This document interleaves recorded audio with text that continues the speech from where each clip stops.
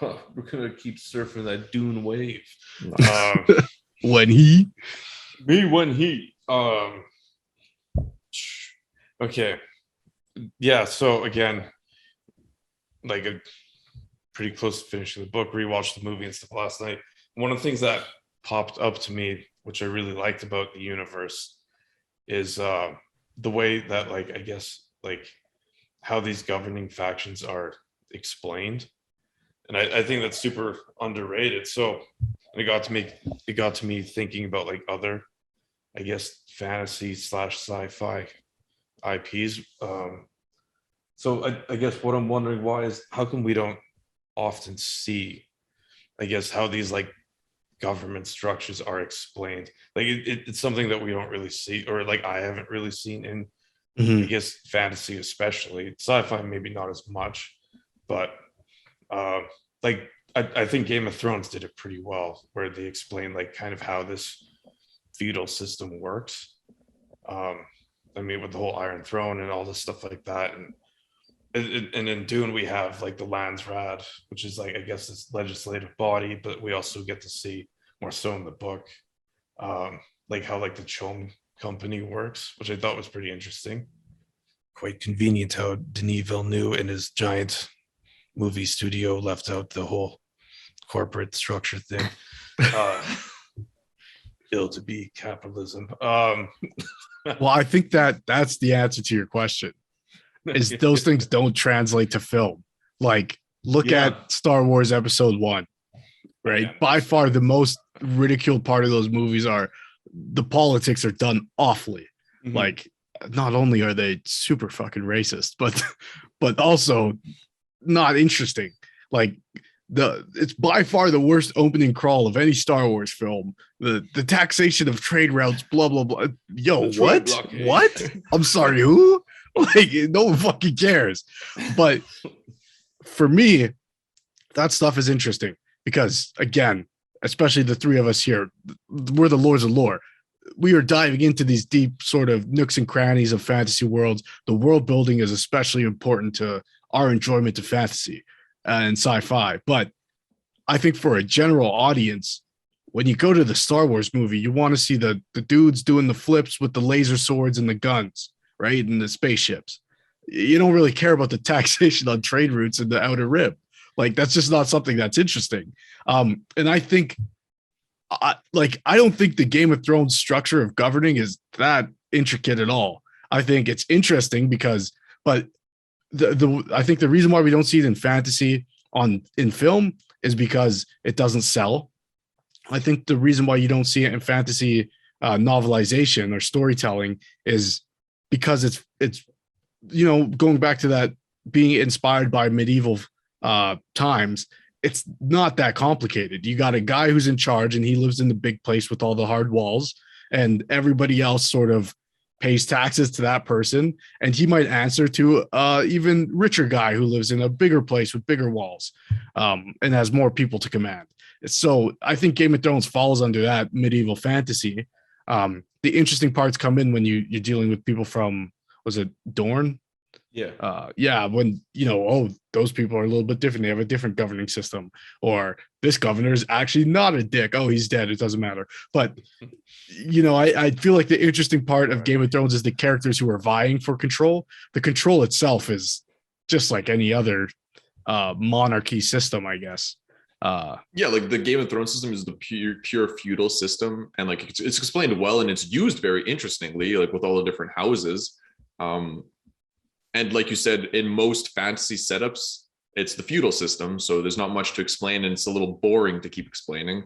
But then, for example, something like the Rage of Dragons, which invents its own completely unique system of governance, it requires that explanation. But even like Rage of Dragons, it's not overly complicated. It's like you replace a king with a queen and a patriarchy with a matriarchy, and then you you add the magic system into how the government works. I think that's a key point, Luca, is that when we're in a fantasy world, there's chemical X that we're putting into it.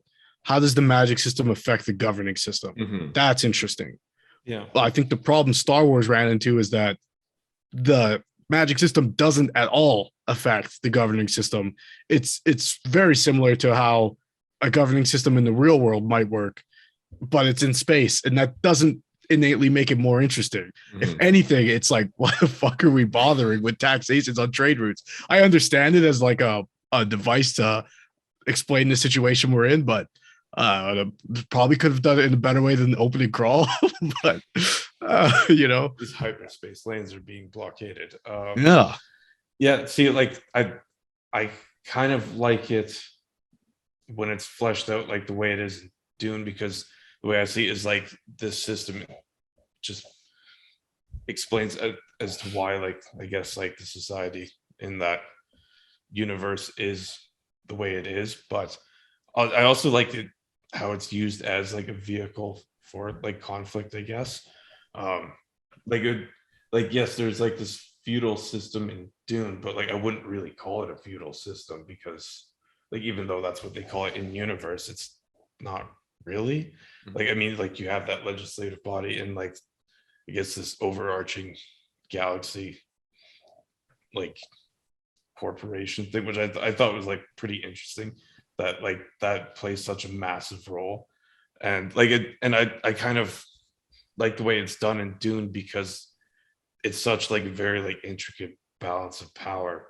Like, for example, like with like the Landsrat, like the Emperor, like the ruling house has X amount of votes, but like the great houses have another X of a larger amount of votes. But like there's like this checks and balance system, which is like why, which like helps explain as to why there's like the War of Assassins is a thing in the Dune universe, which is like kind of cool. Like it explains as to like why there's like these weird rules of engagement that are kind of like allowed, instead of just like everyone be like, no, that's bad. But it's like a way to like handle conflict without upsetting the balance of it, like everything else.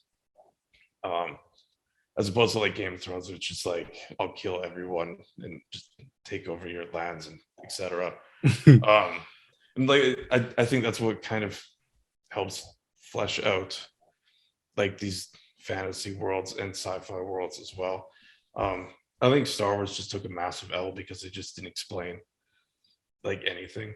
um but like even like Warhammer 40k, like there is like explanations as to like how like planetary governance works, and like how there's like the High Lords of Terror and stuff like that. So I think in sci-fi, like the scale of it makes those kind of conversations more fascinating. Like putting a feudal system in a galaxy like the Dune universe, where it's like like a great house rules an entire planet or multiple planets, versus like Game of Thrones, one of the great houses rules a certain territory on one continent. Like the scale of it makes it so much more interesting and complicated, and when it's pulled off brilliantly, like in Dune, is just endlessly fascinating. But I do have a fantasy story that is almost entirely driven by its politics and political system, and that is the Goblin Emperor, which I have talked about many times. I love it. I've heard it. I mean, I've read it or listened to it a dozen times. Like one of my favorite books of all time already. It's like it follows the character who becomes the emperor and his journey through like his first year as emperor. So it's half the political story, half his personal story, and it's beautiful. yeah, another, I guess, fantasy IP that I think of is Fable 3, the video game, where you're the king. Well, you spend like half of it, like the first half is you're trying to overthrow your brother, who is like this king slash emperor, I guess. But then like once you get in the second half, you actually have to like, once you like depose of the ruler, now it's like, now what? How do we do this? How do we handle like this oncoming threat? And like, how will you do it? Which I thought was like, I remember like playing for the first time, I was like, fuck, responsibility in a video game, what the fuck. Well, Dragon Age Inquisition. Yeah like I don't know, like I said, it's just I kind of appreciate it more when it's explained a lot better, as opposed to like Star Wars, where it's just there's bajillions of people in a room and apparently it's just the Senate and that's it. Yeah, see, even with Star Wars, like the concept of the Galactic Senate is interesting because again, it sort of parallels the real world in like something like the UN, right?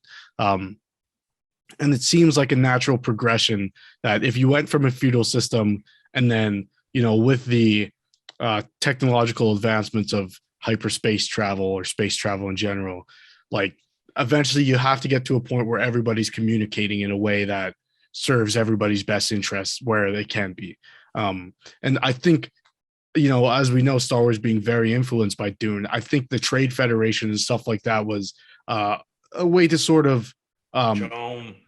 yeah, and like the guild and stuff. It's like it was a way to sort of, you do need some sort of way to have a blockade happening on Naboo.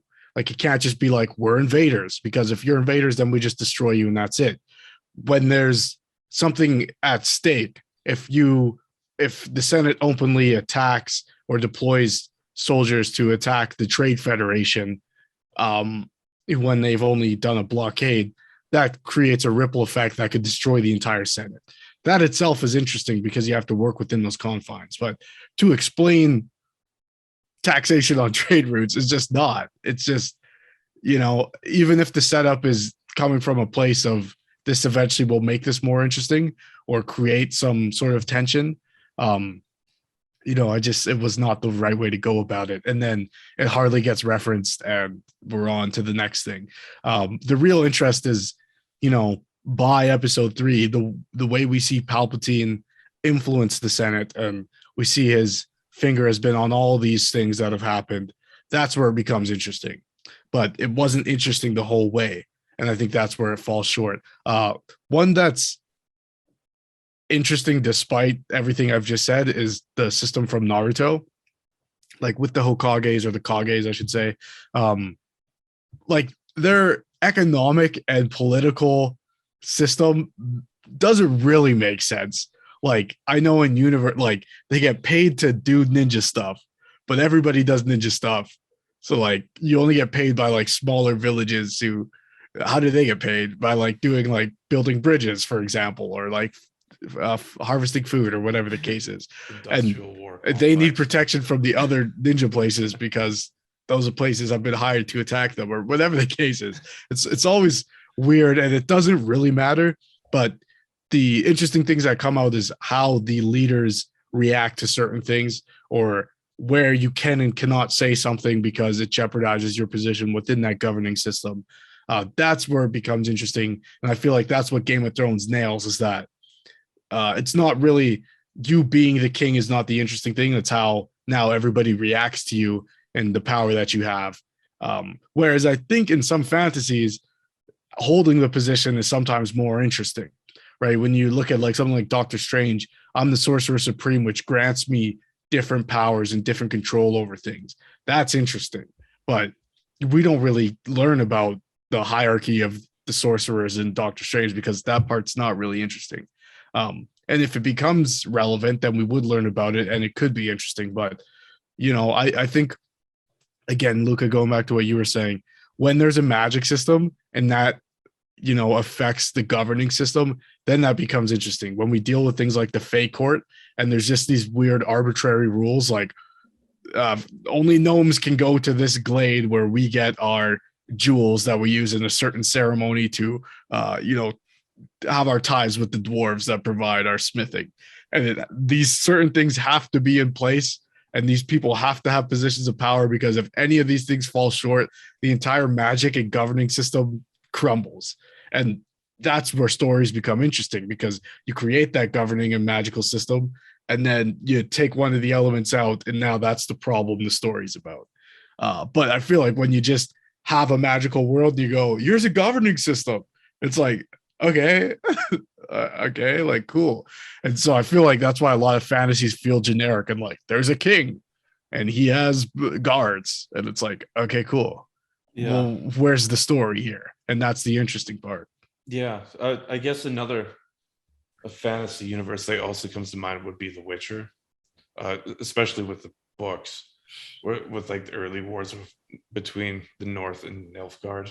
But I mean, even in the TV show, we get to see like a summit of all the Northern Kings a few times, and they're just basically like, how do we respond to this? But it's kind of, I do like The Witcher because you get to see a little bit more of like how these, like it's not just like a king making a ruling, but you actually get to see like how basically everyone's lives just go to shit because of it.